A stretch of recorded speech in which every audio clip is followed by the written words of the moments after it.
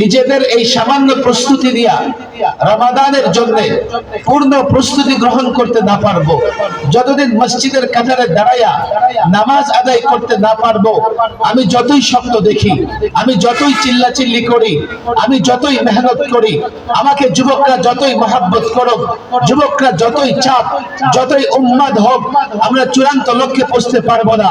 ইসলাম প্রতিষ্ঠা করা চারটিখানি কথা নয়। ইসলাম প্রতিষ্ঠা করার মানে কি?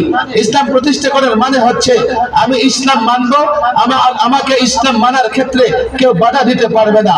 ইসলাম প্রতিষ্ঠার মানে কি? ইসলামের এক একটা বিষয় সমাজ রাষ্ট্রের প্রত্যেকটা অঙ্গনে বাস্তবায়িত হবে।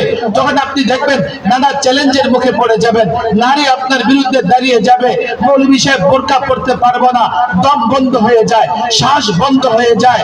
মৌলভী সাহেব যখন বলবে না হিজাব পড়ো, নেকাব পড়ো, নারী আপনার বিরুদ্ধে দাঁড়িয়ে যাবে।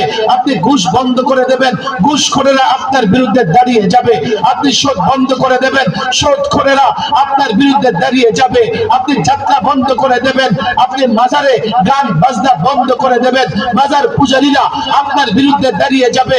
আপনি যে কাজ করলে কেউ বাধা দেয় না, মসজিদে যাবেন আপনি যেতে পারেন না, রোজা রাখবেন আপনি রাখতে পারেন না, যেই কাজগুলো করতে গেলে বাধার সম্মুখীন হবেন সেই কাজগুলো কি করে করবেন? আমার তো মনে হয় প্রত্যেকটা ইবাদতের প্রস্তুতি নিয়ে ইবাদত সুসম্পন্ন করতে না পারলে আমরা ইসলাম প্রতিষ্ঠিত করতে পারবো না। এই জন্য এই ওয়াজ।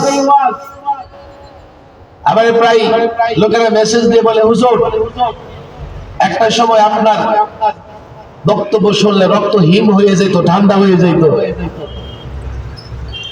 এখন আপনি এগুলো কি ধরনের কথাবার্তা বলেন? কি সেই এগুলো লেখালেখি করেন?